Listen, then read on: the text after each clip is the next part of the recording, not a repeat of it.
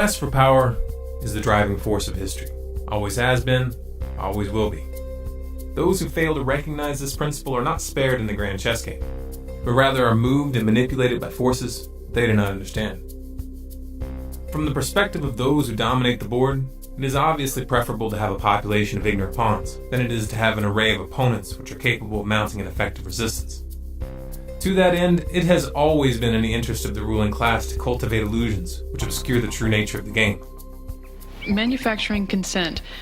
What is that title meant to describe?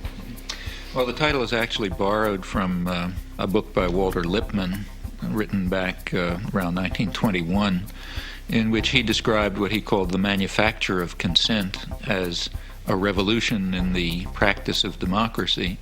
What it amounts to is a technique of control. And he said this was useful and necessary because the common interests, the general concerns of all people, elude the public. Walter Lippmann wasn't speaking theoretically, nor was he commenting on a phenomenon that he had observed from a distance. He was part of that specialized class, and he personally influenced the development of this new technique, control. So what was this new technique that Lippmann was referring to? The answer to that question takes us back to the beginning of World War I. In 1917, Woodrow Wilson formed the Committee on Public Information, also known as the CPI. It was a propaganda agency, and its purpose was to build support for the war with the American people. The CPI, run by a man named George Creel, was known for its crude tactics, blatant exaggerations, and outright lies. However, one member of the CPI, Edward Bernays, had a much more subtle approach. Rather than resorting to lowbrow tactics, Bernays studied the mindset of the American people, and then based on his observations, he created a campaign to promote the idea that America's purpose in the war was to, quote, make the world safe for democracy. This meme was wildly successful, so much so that it continues to be used even to this day. Edward Bernays was Sigmund Freud's nephew, and like his uncle, he was an avid student of human psychology. Some documentarians, such as Adam Curtis in his film The Century of the Self, have mistakenly assumed that the psychological techniques that Bernays went on to develop were merely the practical application of Freud's theories. However, though Freud had a significant influence on his nephew, the reality of the matter is that he was not the source of these ideas. Sigmund Freud, Edward Bernays, and Walter Lippmann all subscribed to a school of thought that was first put forth in 1895 by a French social psychologist named Gustave Le Bon. Le Bon wrote several books, the most famous of which was entitled Psychologie des Foules. It was translated into English as The Crowd, a study of the popular mind. The Crowd was a revolutionary piece of work. In it, Le Bon not only presented an in-depth description of group psychology and how it differed from individual psychology, but he also outlined a very simple set of principles that enable leaders to spark ideological contagion and thereby rise to power. Hitler, Goebbels, and Mussolini all studied Le Bon's writings, and they applied his techniques to the letter. The results that they attained were precisely those that Le Bon claimed that they would have. Funny how they leave that little detail out of most history books, don't you think?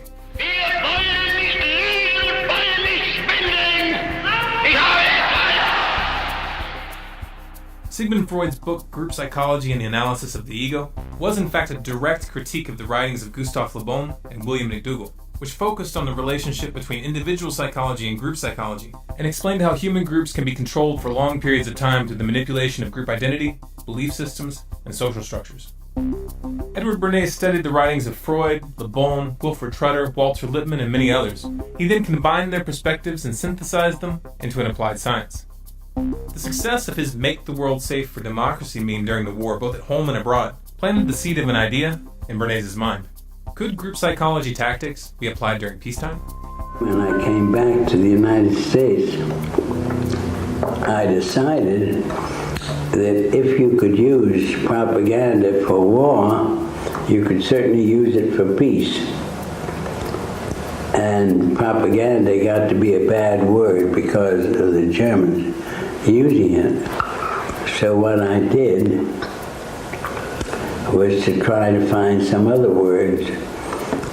So we found the word Council on Public Relations. In 1919, Bernays opened the world's first public relations office. He named his agency the Council on Public Relations. It occurred to me that any young debutante who was aware of the times and of herself as a woman being discriminated against, would be delighted to walk in the Easter parade with her bow to dramatize the idea that cigarettes were indeed torches of freedom, to validate and to invalidate the taboo against women smoking. So I called up a debutante friend of mine, asked her to get another friend and two young men whom they liked, and I also instructed them on how to give information about what they did to the newsreels, weekly newsreels, to the newspapers, to the three important press associations, the AP, the United Press, and International News Service, and to walk from 34th Street to 57th and back and forth, lighting torches of freedom to protest man's inhumanity to women by a taboo against smoking. Next morning, there wasn't a newspaper in the United States, even the New York Times had a front page story, "Debutantes light torches of freedom to protest man's inhumanity to women by a taboo against smoking, lighting cigarettes in their walk." The interesting thing to me was that within 3 days, the newspapers, without any intercession on my part, published accounts that women were smoking in Union Square in San Francisco, in Union Square in Denver, and on the Boston Commons. This was Bernays' specialty, engineering social trends for clients, and he was very, very good at it. Perception was now a commodity, for sale to the highest bidder.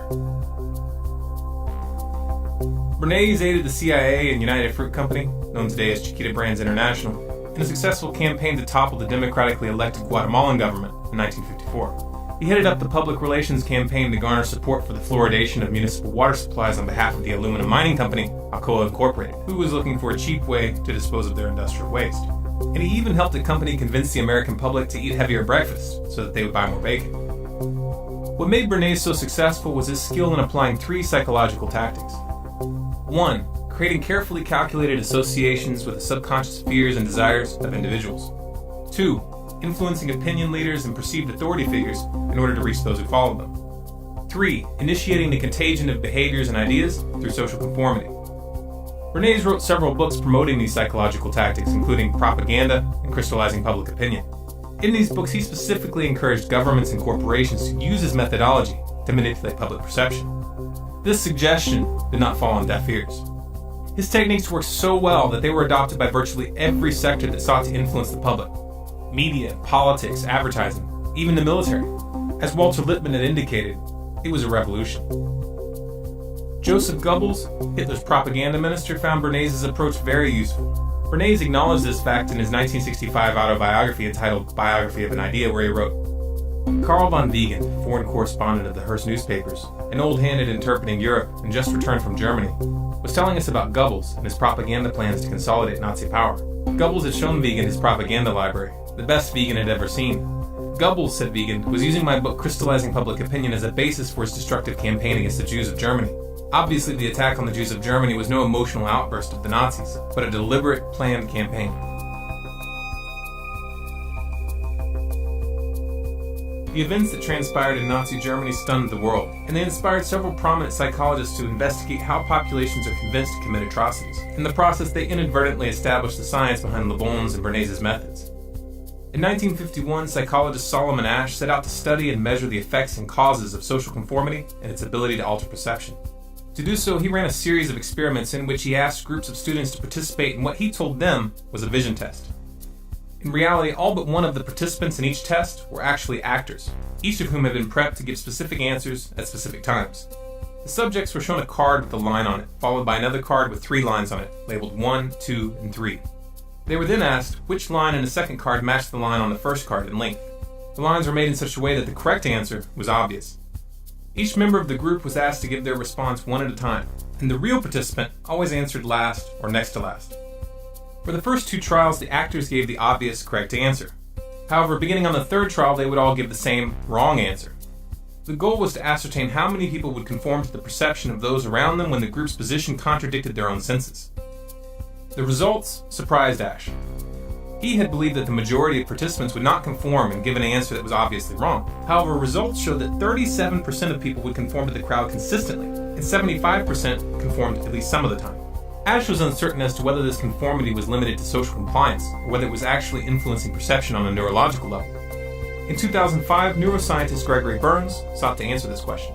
Burns created a variation of Ash's experiment, this time measuring brainwave activity during the test to determine at what level of the brain this conformity was taking place. The results showed very clearly that the occipital and parietal lobes were the most active when the participants were answering incorrectly. This meant that conformity was actually altering the perception of the test subjects at the neurological level. Take a moment and register what that means. Social conformity literally causes the brain to rewrite our reality.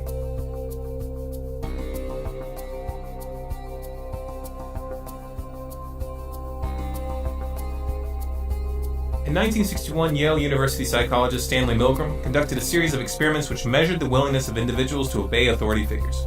In the experiment, test subjects were placed in a scenario where they were led to believe that when they flipped a switch, an electrical shock was being delivered to a person in the adjacent room.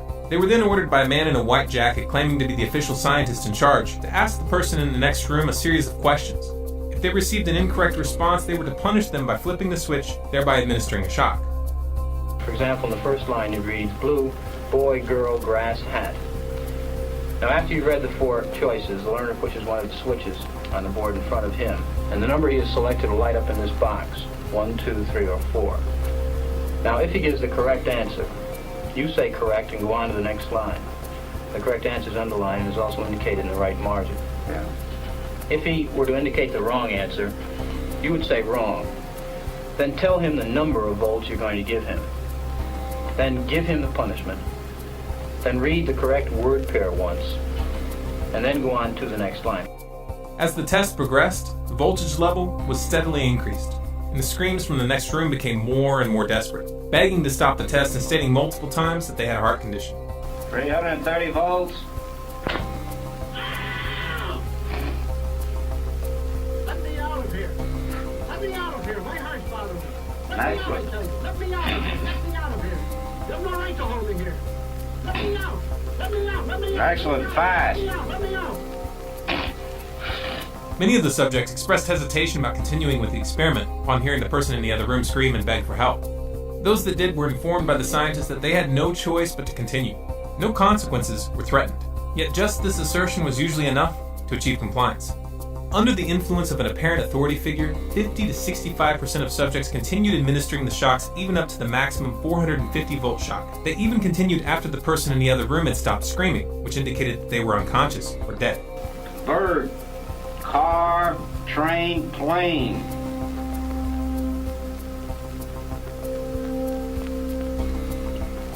Go on, please, and proceed. Please answer.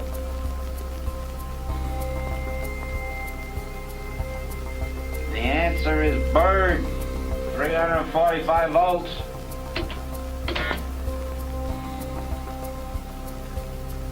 Blunt, knife, stick, word, arrow.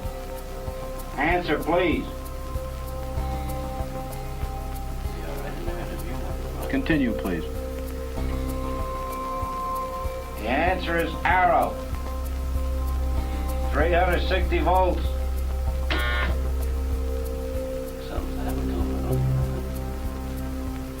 Go on, please, with the experiment. Please continue. The Milgram Authority experiment has been repeated numerous times over the years using individuals from a wide range of economic and social backgrounds, and the conclusions are always consistent. The aura of authority exercises an almost irresistible force over the human mind, easily overriding core morals and ethics. Even more shocking is the fact that no legitimate authority is necessary. Appearances suffice.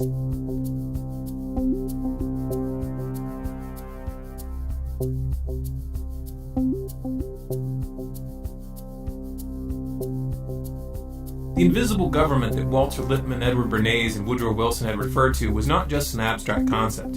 It was a very real and concrete reality, and they were well positioned to comment on it because they directly participated in its creation. It all started as an inquiry. The inquiry, to the select few who knew, was a group of 150 men assembled by Woodrow Wilson to gather the data that they thought necessary to, quote, make the world safe for democracy after World War I was over. Among the known members of the inquiry were Walter Lippmann, Paul Warburg, better known as the father of the Federal Reserve, and Edward House, Wilson's closest advisor, the man responsible for convincing Wilson to sign the Federal Reserve Act in 1913. From 1917 to 1918, the group compiled over 2,000 documents to be used during post-war negotiations. The most famous of these was the 14 Points document, authored by Walter Lippmann, which proposed the creation of the League of Nations, the predecessor of the United Nations. Then, to my surprise, they asked me to go over with Woodrow Wilson to the peace conference. And at the age of 26, I was in Paris for the entire time of the peace conference that was held in the suburb of Paris, and we worked to make the world safe for democracy. That was a big slogan.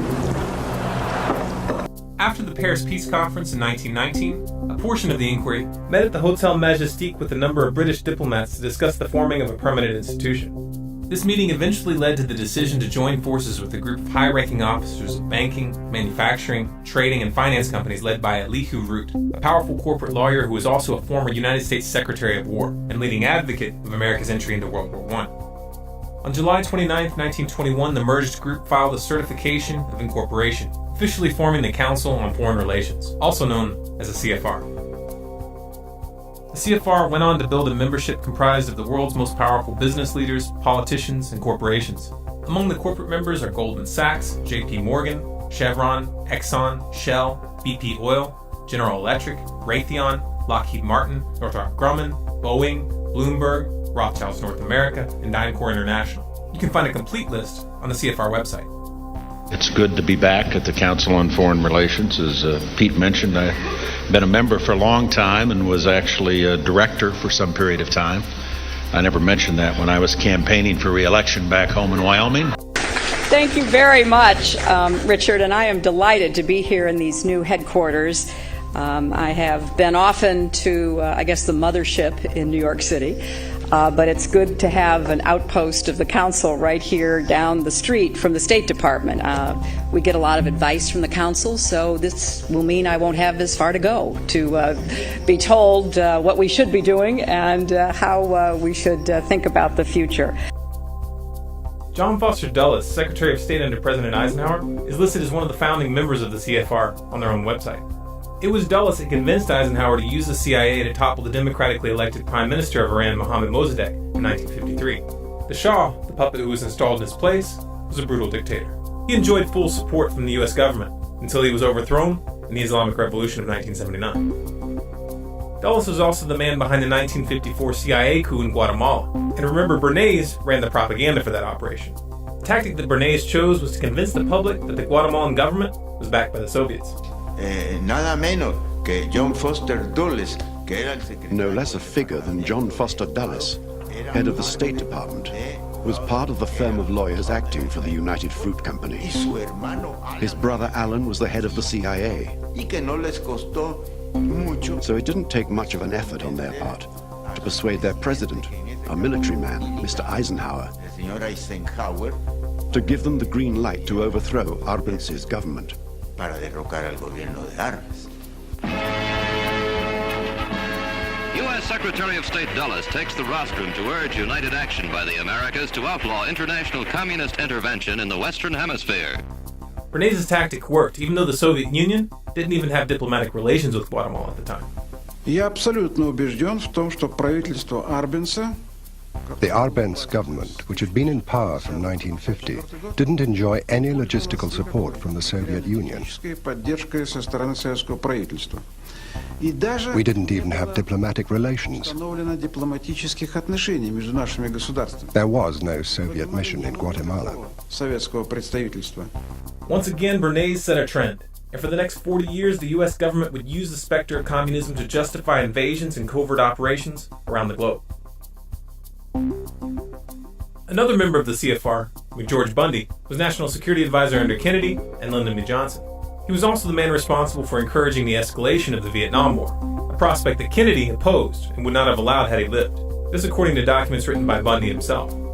President Nixon's National Security Advisor Henry Kissinger is also a member of the council. Kissinger was the man behind the CIA coup which overthrew the democratically elected president of Chile, Salvador Allende. The puppet they installed in Allende's place, Augusto Pinochet, was another brutal dictator who tortured and killed thousands of his own citizens. The U.S. government politely looked the other way. Carter's National Security Advisor, Zbigniew Brzezinski, is also a member of the council. In 1972, I became director of the Trilateral Commission, an American, Japanese, West European public organization. In 1976, I directed the foreign policy task forces for Jimmy Carter. Then I became his National Security Advisor for 4 years. Then I went back to private life, although in 1988, I was co-chairman with Ben Scowcroft and Henry Kissinger of the Foreign Policy Task Force for Vice President Bush. You mentioned something earlier that you've done that comes up right in the spot that you're sitting many times by our callers across the country, and that is a suspicion that there is a conspiracy afoot through the Trilateral Commission and the Council on Foreign Relations. You ran the Trilateral Commission for how long? About 3 years, I think. Something like that, 3 years. Not only did I run it, I helped to found it and organize it with David Rockefeller. It was Zbigniew Brzezinski who was behind the funding and arming of the Mujahideen in Pakistan and Afghanistan, a tactic designed to incite the Soviets to invade. U.S. National Security Advisor Brzezinski flew to Pakistan to set about rallying resistance. He wanted to arm the Mujahideen without revealing America's role. On the Afghan border near the Khyber Pass, he urged the soldiers of God to redouble their efforts. We know of their deep belief in God, and we are confident that their struggle will succeed. That land over there is yours. You'll go back to it one day because your fight will prevail and you'll have your homes, your mosques back again because your cause is right and God is on your side. I mean, let's remember here, the people we are fighting today, we funded 20 years ago. Ronald Reagan's National Security Advisors Richard B. Allen and Robert C. McFarlane are also members of the council, as was his Secretary of State, George Shultz. George Shultz was behind the attempted overthrow of the Sandinista government in Nicaragua. This was part of the Iran-Contra scandal. The Contras, which Reagan and Shultz were arming and training through the CIA, killed, tortured, raped, mutilated, and abducted hundreds of civilians that they suspected of sympathizing with the Sandinistas.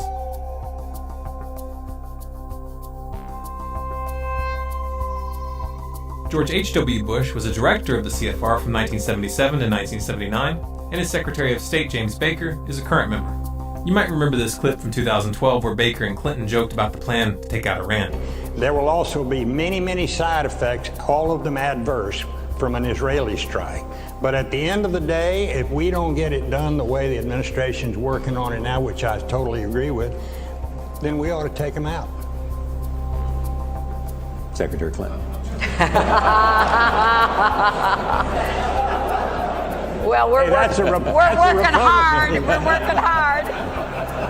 I said at the end of the day may be next year. It will be next year. Kind of sounds like an inside joke, doesn't it? 1 year after this interview, the Obama administration attempted to initiate an attack on the Syrian government. This was designed to draw in Iran, which has a mutual defense agreement with Syria. Obama took an indirect route by funding and arming militants who then committed atrocities and blamed them on government forces. Sound familiar?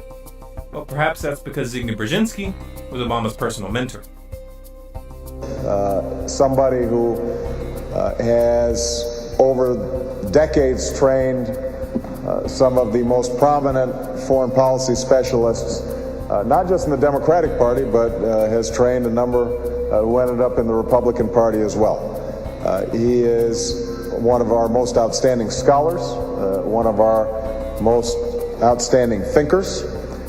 He has proven to be an outstanding friend and somebody who I've learned an immense amount from. And for him to support me in this campaign and then be willing to come out here to Iowa is a testimony to his generosity. So if everybody could please give Dr. Brzezinski another round of applause.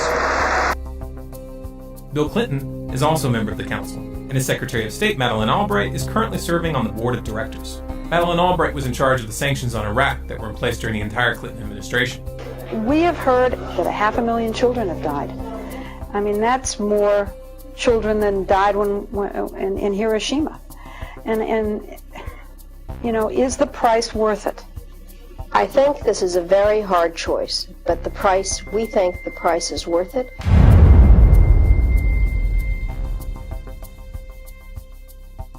Colin Powell, who led the charge to war with Iraq by presenting false evidence to the UN in 2003, is also currently on the CFR board of directors.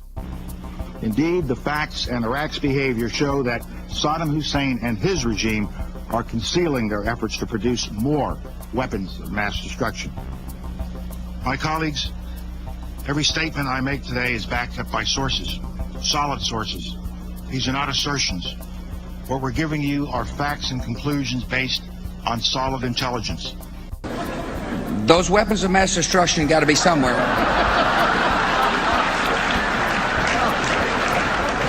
Nope, no weapons over there.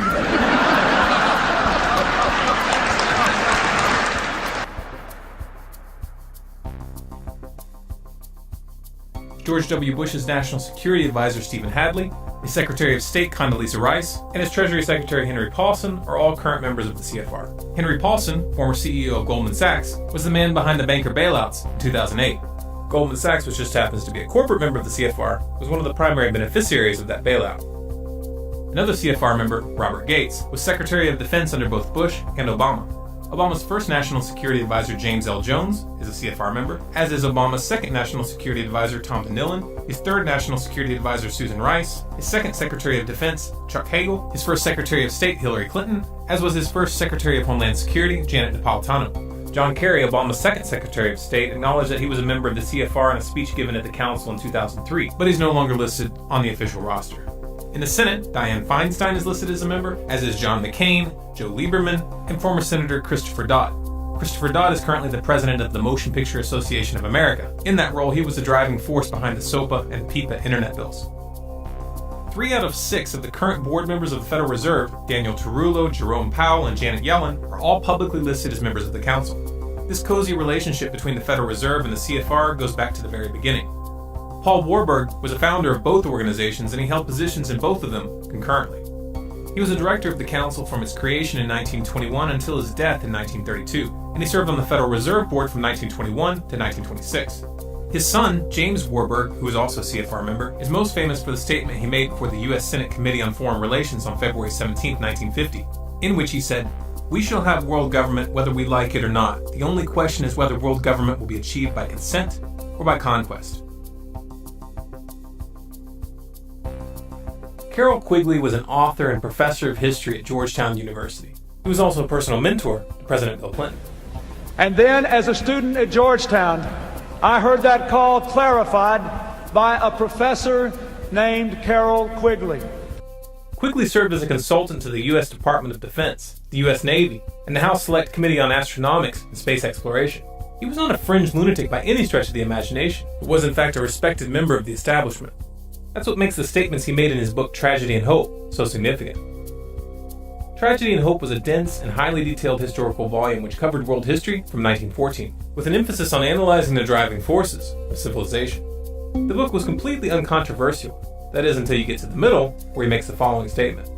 There does exist and has existed for a generation an international Anglophile network which operates to some extent in the way that the radical right believes with the Communist Act. In fact, this network, which we may identify as the Roundtable groups, has no aversion to cooperating with the communists or any other groups, and frequently does so. I know of the operations of this network because I have studied it for 20 years, and I was permitted for 2 years in the early 1960s to examine its papers and secret records.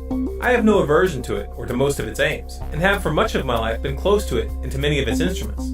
I have objected both in the past and recently to a few of its policies, but in general my chief difference of opinion is that it wishes to remain unknown, and I believe its role in history is significant enough to be known. Quigley specifically identified the CFR and the Institute of International Affairs as key hubs in this roundtable network, and he confirmed its close relationship to banking and finance. The Institute of International Affairs, also known as the Chatham House, is a sister organization of the CFR. It was created in 1920 by the British diplomats who attended the meeting at the Hotel Majestic in Paris in 1919. There are chapters of the Institute of International Affairs in Australia, Belgium, France, Italy, Portugal, Norway, Poland, Finland, Hungary, Sweden, New Zealand, South Africa, Nigeria, Pakistan, Singapore, Japan, and in other countries as well. For we are opposed around the world by a monolithic and ruthless conspiracy that relies primarily on covert means for expanding its sphere of influence, on infiltration instead of invasion, on subversion instead of elections, on intimidation instead of free choice, on guerrillas by night instead of armies by day.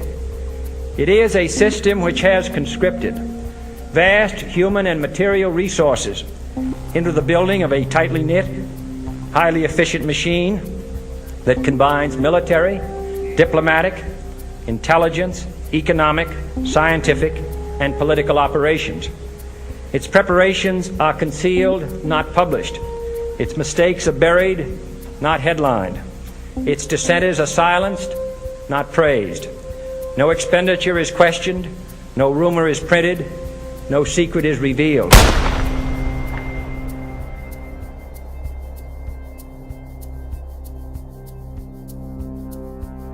The secret to the power that the Council on Foreign Relations and the other roundtable groups wield lies in a clever application of the techniques that Bernays developed. They target individual psychology by cultivating a sense of exclusivity and prestige, which plays upon people's desire to feel important and powerful. Like Bernays, they manipulate the public indirectly by targeting opinion leaders and authority figures. By influencing their membership, which is comprised of men and women in the highest levels of government, business, and finance, they hijack the phenomenon observed in the Milgram Authority experiments while bypassing the electoral process. Most of the meetings held at the CFR are run under Chatham House rules, meaning that the ideas discussed there may be used and spread by those present, but no one is allowed to mention where those ideas came from. I would like to remind the audience, it says here, that this meeting is not for attribution. This means that participants are welcome to make use of the information received at the meeting, but neither the identity of the speakers nor that of any other participant may be revealed, nor may one cite a council meeting as the source of the information.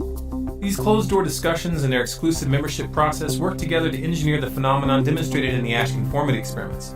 New members must be nominated by an existing member, seconded by 3 members, and approved by the board of directors. This process ensures that ideological continuity is maintained as social conformity brings new members into line with the group. It's important to remember that wealth, social status, and official positions of power do not reduce the effects of group psychology. We get a lot of advice from the council, so this will mean I won't have as far to go to be told what we should be doing and how we should think about the future. To put it in simple terms, the politicians aren't the ones calling the shots. They're just puppets. Voting the bums out doesn't work, and it hasn't for a long, long time. Now you know why. Even if we remove every single corrupt oligarch from the councils of government, we will end up right back in the same situation unless we deal with the psychological underpinnings of our enslavement. But how do we do that? How do we reach the group mind and shake the crowd from its slumber? Group psychology is a weapon, and like all weapons, it is capable of being used for good or for evil. For many years, it has been in the wrong hands. It has been hidden from the public and used against them. It's time for the people to pick up that weapon and use it to free themselves. It's time to start studying. Read Gustave Le Bon's books, The Crowd and Psychology of Revolution. Read Edward Bernays' books, Propaganda and Crystallizing Public Opinion. And read Gene Sharp's books, From Dictatorship to Democracy and National Security Through Civilian-Based Defense. Learn the theory, learn the techniques, and start using them to spread the truth rather than hiding it. Start using them to prevent wars rather than start them. Start using them to stop the militarization of the police and to end the surveillance state. Use them to bring this corporate mafia to its knees. Some of you may find this proposition frightening. This is dangerous stuff.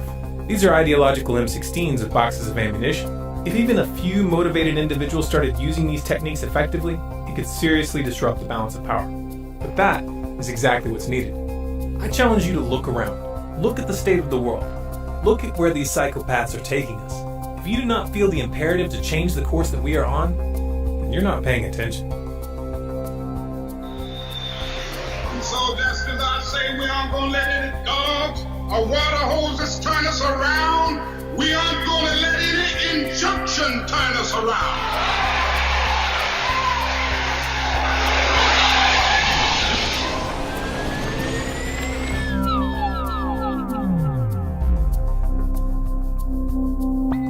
feel as strongly as we do that the public needs to see this information, then make a commitment to get this film into the hands of as many people as possible. Share it through social media, post it on your website, send it to your friends via email, or pass it out on the street. You have permission to download this video and distribute it and display it in any non-commercial way.